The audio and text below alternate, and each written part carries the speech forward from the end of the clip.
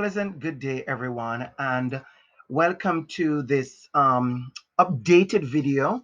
I made this video with 12 best practices back in 2013, and I've changed it, of course, as you can see, to 14 good practices for the online facilitator. And this is especially for professors, lecturers, sessionals, educators, classroom teachers, anyone who's using online to facilitate learning. As I said before, I created the original version of this back in 2013. And so that time I said best practices. 7 years has taught you a lot, and we have evolved, we have grown, we have come to understand the dynamics of online even more. And for me, I don't like to use the word best practices anymore. I like to use the word good practices, because what may be better or best for one situation may not be for the other. And so I wanted to share with you as we start my online experiences to understand. I've been doing this for quite a while, and I've used quite a different Moodle, Blackboard, Collaborate, Zoom, Quarkus, Desire to Learn, and its many versions. And the many places I've been in the online and platform, and that is as a student myself, as a facilitator, as a course coordinator, as a course developer, as someone who's taking a course from face to face to online, someone who's creating an entire new course, or someone who has offered workshops and staff development through the online facility, and so are the online platforms. And so I want to share that with you, because I'm coming to you with different ideas, different experiences on both sides of the fence, so to speak.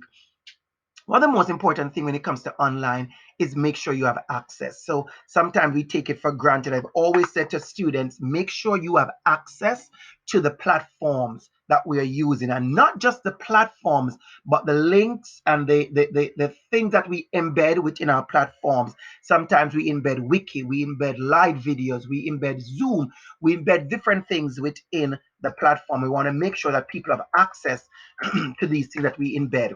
The first thing I want to talk about before I even get into number one is about your position and your posture.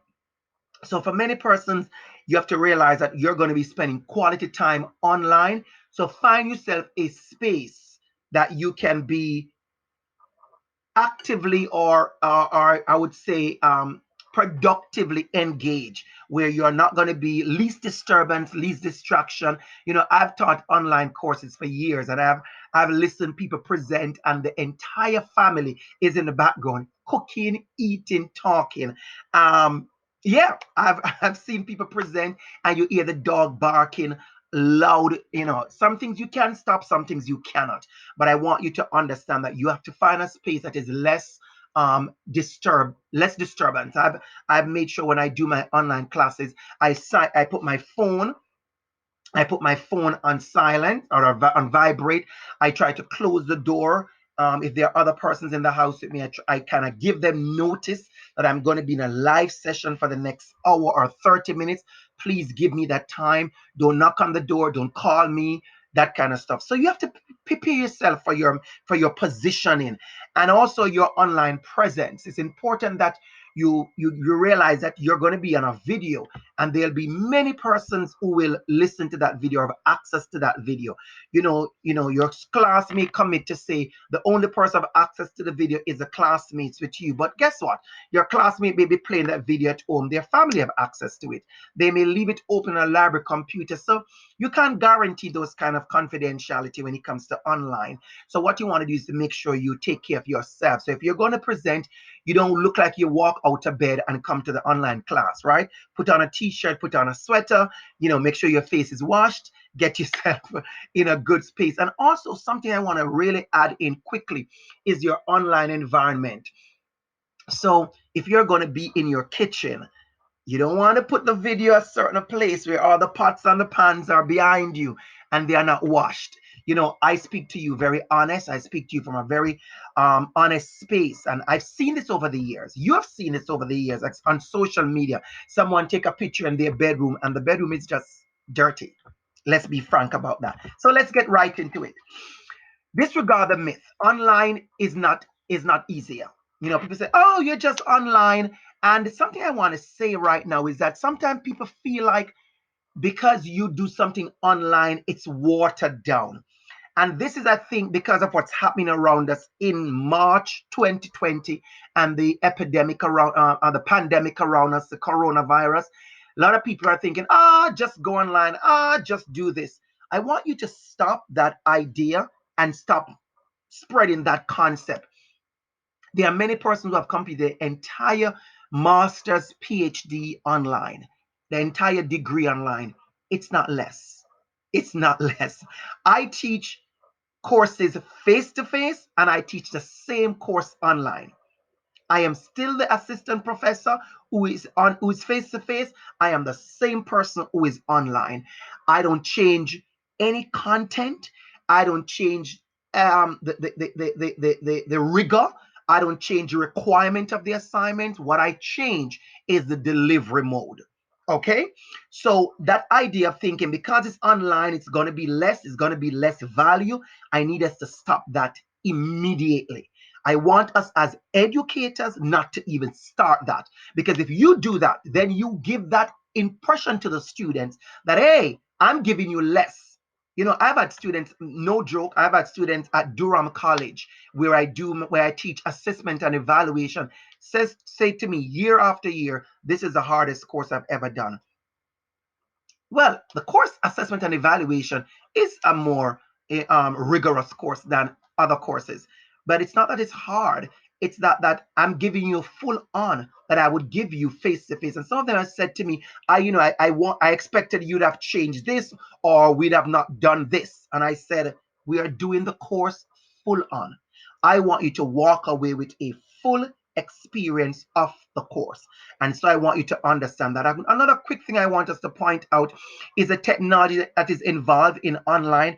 Get to know the language. When somebody say upload or download or Dropbox or Wiki or thread, what does these little words, they have very, very delicate meaning online. So what is your role as an online facilitator? You are more than just the person who's going to click and upload and download stuff. You are the subject matter expert. So you are the advocate, you are the cheerleader. It's just like in a real classroom, a regular classroom. You get to know what's going on around you and your role. What is your role in the online? And it's very important you define that. It's very important and I'm going to tell you why I say that, because sometimes a lot of students will send me messages about technical issues. I am not the tech support, so I direct them to the tech support. And once you take on other roles that are not yours, you're going to get in trouble. So when it's a technical issue, I direct my students to the link and to the number and to the person who is a technical support. So remember that. The next one is to know your course. If you ask me what is the biggest concern I have with students online, I would say to you, the lack of navigation. If you go to a new school, you're going to ask, I teach face to face at the university and at the college and in the regular school board for years. You're going to ask, the first question you ask is, where's my classroom? And I would say to you, go up the steps, make a left, and it's a third room on your right. It's the same thing for online classroom. Most of us, we don't spend the time to navigate. So you don't know where the assignments are located. You don't know where the assignments are supposed to be posted. You don't know where the discussion tools are. You don't know where the live link is. You have to spend time to do that. And I've had students over the years, they will just say to you, I'm confused. Because that's the easy way. Dear sir, I'm confused. Or this course is so confusing because you have not spent time to navigate. And I'm going to be frank with you because I'm a frank person. I'm sure some of you, most of you know me, know that. I will go back into the system and I will look at the logs because we do have the logs that students are not privy to. And as an educator, the facilitator, use those logs. Use those logs. I will go back into the log and I will realize that the student who's writing me this email have not gone into any of these forums. Any of these forums. I check and the name is not there. I check, the name is not there. I'm going to ask students I'm begging you, take 5, 30, 20 minutes to navigate your course page. Know where you're going to find things. Where do I locate the weekly announcements? Where do I locate questions and comments? Where do I locate these things? Because I know, because you're online, it's easy to just, let me just send an email. Let me just send a message. And sometimes what you do, you send a message and ask a question that was clearly responded to in the online forum. So know your course page. Maintain good housekeeping. That's for you facilitators. Maintain good housekeeping. One of the things you have to do is your weekly meetings, your weekly letters, your weekly timelines. Make sure you update that every single week so people know what's happening. If you ask me, over the years, I've been doing this from 2002. And when I started teaching online first, I would have maybe the first week of school, 20 emails or 20 messages. Dear Dr. Campbell, dear sir, 1, 2, 3, whatever. I can tell you those over the years have dropped to 2 and 3. Why? Because you post things upfront. Students should know where's the course guide. They should know the rubrics, the timelines, the assignments, the due dates. All this have to be posted there, right? And you have to understand, when there's too much traffic, that as a facilitator, it is your responsibility to lessen that traffic. And one of the ways to do that is, when you have 5 or 6 emails or 7 emails with 7 questions, take a time to respond to all those questions one time and post that. And so students understand, here is where you come for clarity, here is where you come for additional information. Develop your online communication skills. So what is that you're good at using? For me, I've been using videos for years. I've been using videos before there was Screencastify, which I'm using now. I'm using Screencastify. I used to use just regular, screen capture on my face, on my computer. I have used my phone. I've used my phone, my iPhone, to capture a video and uploaded it.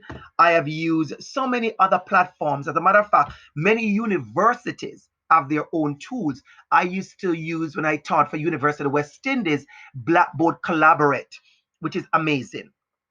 It's live. They get to come in. The PowerPoint is there. Now everybody's big on Zoom, but I can still tell you, if you ask me if I like Zoom more than Blackboard Collaborate, I'll tell you, give me Blackboard Collaborate any day of the week. Any day of the week, because as a facilitator, you can control what's going on in Blackboard Collaborate. The tools are there. You can actually write on a blackboard in Blackboard Collaborate. Your students can take the mic. Your students can take the PowerPoint on. It's amazing. And I miss using that. But Zoom is amazing just the same. So remember about concerning your communication skill. What is good for you? What is best for you? Use those tools that works for you well. Some of you are very good with posting your messages. And also, don't forget that for students and teachers, that you have to give yourself a little patience. When you write something, people read it differently. So I may write something and I can tell you 30 students read it and 5 students have a different opinion of what they read. And sometimes we read things because of the space we are in. So yes, online communication, just like a text, has its own crazy going on. So be careful when you read something online, how you receive it. Sometimes I've got letters over the years. Sir, I was offended by your tone. Yeah, of course you have to be careful of how you write and your tone and how you phrase, your mood. It's all there, your tone, your mood. But also you have to remember that when you read something according to where you are at, you receive it differently. And so that's something to take into consideration. Give each other some time to learn tones and phrase and phrasing and moods. All right. Keep the discussions alive.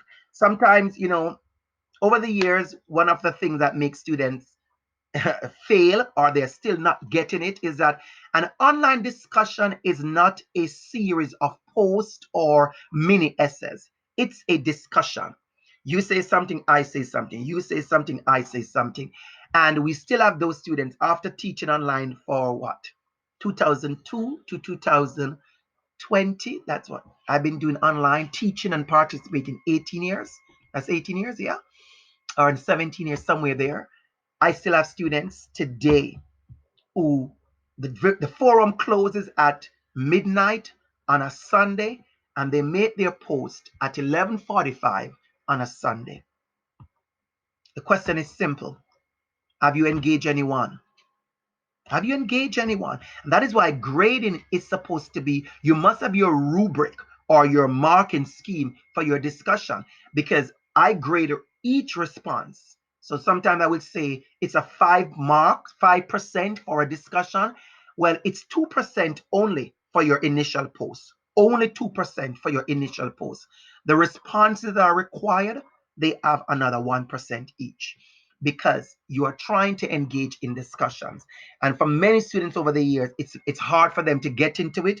But I can tell you, I have had amazing results over the years at Queens, at OISE, at Durham, at University of West Indies, wherever I've taught online, when students finally understand the value of sharing and sharing with each other. And let me just say this: when you have peers who are educators and intelligent masters, undergrad students who have lived experience, value those experiences. I'm very sad when I see students who are clamoring to hear from the teacher only. You have 40 students in an online class, and all you want to hear from is your professor. There's no way you can learn like that. You have 39 peers around you who have amazing experiences. Can you imagine when I teach a topic on First Nations, and or diversity, or management skill, leadership and management skill, and in that room I have 10 persons who are directors or vice principals and principals? Are you kidding me? What can I say that is so amazing that you need to hear from me? Just hear from me and ignore the fact that you have 10 principals or 10 vice principals in your class, and you can learn from them. So I am just a facilitator. I am the cheerleader in the room. And so I want you to think about the value of peer engagement. And I talk about this already. So there's a video on my my YouTube page. There is a video there that speaks to how do you engage in graduate discussion. So that's a good one for you to engage in. Teach all students. So in online, just like face to face, consideration have to be given for accommodations and modifications. You have to make sure you think about that. And also for culturally relevant and responsive pedagogy, teach all students. Even when you're doing a PowerPoint like this, even the images you use. Sometimes we go on YouTube or on Google, and we try to find some stock images, some Google images, and immediately comes up, the same person comes up, the same color, the same students comes up. You have to spend that time. If you have students in your class who are from different spaces, Indian student, Muslim student, Black students, Chinese students, Asian students, finds time to use images to bring in that your examples you use. So remember, we have diverse learners, and the truth is there are students in the online who are going to have trouble clicking, following, going to, from the Zoom to the classroom. Take your time with those students. But I'm also going to ask students who are having those, you're new to the online environment, take the time to invest in learning the platform. I've had students who have throw their hands up every year and they give up. They give up. I give up. Oh, I was forced to take this course online. I don't learn this way. Look what's happening today. Every single school, every single workplace is asking you to go online. It's a skill we have to learn. I didn't say you have to be an online specialist, but learning the basic of online is very important. Today we have come to the realization that if you want the luxury of working from home, or you're forced to work from home, like many of us are forced to work from home now, I want you to understand that you need those basic skills. And I'm not sure why some of us, especially as educators, we are so against learning. As an educator, you're supposed to be an amazing student. Open yourself to that learning. Open yourself to those opportunities. Get to know your students. Get to know your students. This happens in face to face, this happens in online. I can tell you, I teach many courses at Queen's University or Durham fully online. never meet those students, but I can tell you, I get to know them. I'm being very frank, and I can tell you which student at the end of 12 or 13 weeks is going to send me an email saying, Sir, Dr. Campbell, I don't know where to locate the final assignment. I'm not trying to be dramatic. I can guarantee you, because you get to know the students after a while. You can get to know students who's going to post first, and they open the discussion. They are the givers. I call them the givers or the amazers. I know which student work online. I call them the night rider. I can tell you which student in my class who goes online and work every night or only in the night. So if I go online in the night, I could send them a instant message because I know they're online. So get to know your students, right? And your students get to know you too. Like my students get to realize that I am online every morning at 6 a.m. Every morning at 6 a.m. And it has become a regular thing to get an email at 6 a.m. and they get a response. So students have kind of learned my secret and they have kind of used it against me, not in a bad way, in a good way. So I will get up in the morning and I will get an email at 6:05. That student guarantees a response by 6:15 because they know I'm up and about and I'm cleaning out my email. So you get to know each other. It's real. Provide timely feedback, everyone. And something I want to say here about providing timely feedback. Timely feedback doesn't mean, you send me an email at 12 noon, and so I must respond to you by 12:10. And this is a big issue that everybody's experiencing, and it's going to get worse if you don't understand that because you're online, people feel like you have access to your classmates or your professors 24 hours. That's not true. And I have to, many professors are maybe scared to tell you that. So let me be the one to bell the cat. Online doesn't mean you have 24-hour access to the professor. It means you have 24 access to the course, but not 24-hour access to the professor. And so a good rule to do if you're a facilitator like myself is to make clear to the students what's the timeline for response. So for me, for most courses, for most program I'm in, we make it very clear 48 hours is the timeline. I literally most time do that in about 18 hours because I go online 3 times a day. I go online every morning, every night, and most days I'll go on sometime in the afternoon. So for me, it gets to go up, immediately. But also you have to remember that some of you are misusing how you get feedback. So one of the big ways to get feedback is to remember the question and answer forum. This is major for you as an instructor. If you take on the task of having 40 students and you take on the task of having them email you only for responses, you're going to be tired and you're going to be frustrated doing that. The question and comment forum or the general news forum where the students can post their question is an amazing place to use to go. So encourage your students to ask questions there. Once it's not a private question, ask it there. And then you provide the response there. And sometimes other students can provide the responses. And so you limit the number of emails and personal messages you're getting because you have a space where the messages can stay and the responses can be uploaded. And that is very helpful. That is amazing. That is very helpful when it comes to communicating and giving feedback. As for your assignments, make sure you give those feedback. They have to be very specific and tangible, or they have to be, overarching because people are online and they need that. And every now and then, I may have a student who need a one-on-one feedback, and so I make an appointment for that. And I'm sure many of you have office hours also. Provide your weekly updates and reminders. Very important to do that. If you're in any online class with me, you'll realize every Monday morning or the beginning of any week, because not every week begins on a Monday. I have courses that begins on a Tuesday. So the first day of that course is Tuesday morning.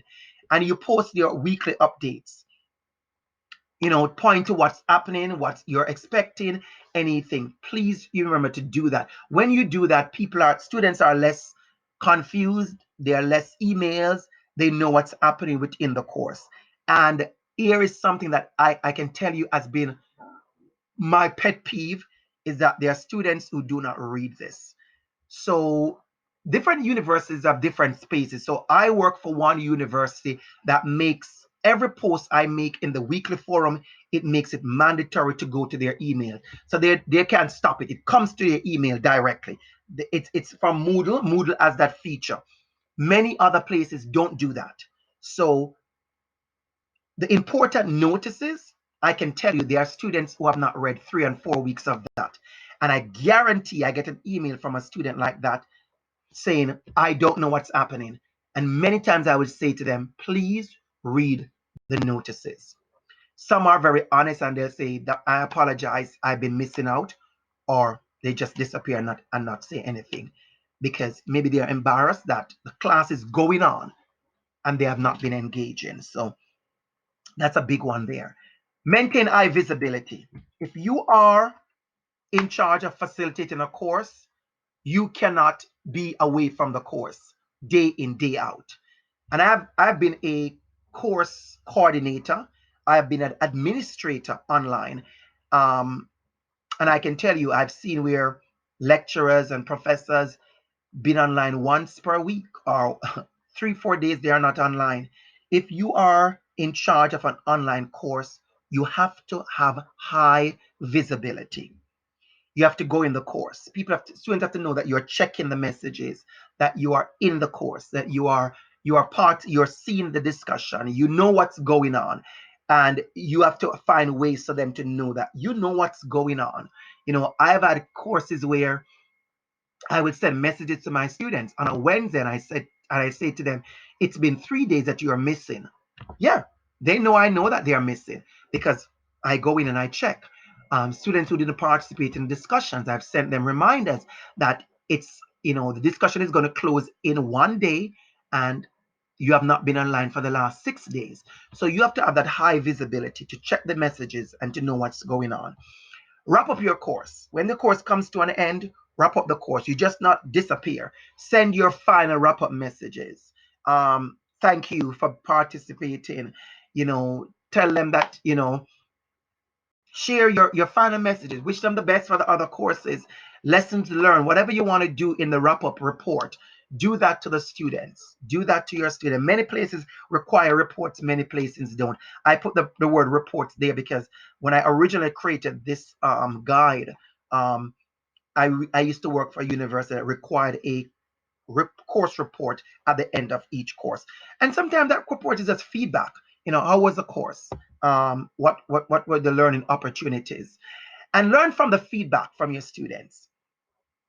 I mean, you and I know students use evaluation almost like a weapon these days. It makes me sad when I hear facilitators, professors, qualified professors, literally fearful of students' evaluation because they feel like it's going to be used against them if something. Um, I'm not sure how to answer that, except students need to be honest about their evaluation and professors need to be honest about reading the evaluations and what you're taking from it. And when I read evaluation, I've had evaluations years ago that said, Dr. Campbell, your video, you spoke a little bit too fast and I missed something. I've worked on my pace. I've had persons who said, um, you know, other different feedback. Work on those feedback. Take it into consideration. Grow from it. I've had students who have said, my response was aggressive, or my response was too pointed. And I realize that everybody's different. There are people who need you to take their time with them to massage a feedback, to massage a comment. I'm a little bit more the straightforward to say to you, this work is not up to standard. That it's supposed to have APA 6th edition. This is not what you write at the academic level, graduate level. And people have feelings and people will be in their feelings. But you have to also remember that you are writing a feedback for 13 persons or 30 or 40 persons. Think about that. I think any day I write a update or a message and I have 45 students reading that, I am always of the opinion that not everybody will receive it the same way. Of course, I've worked over the years of massaging it to make sure it says what it needs to say and it gives a feel it needs to give.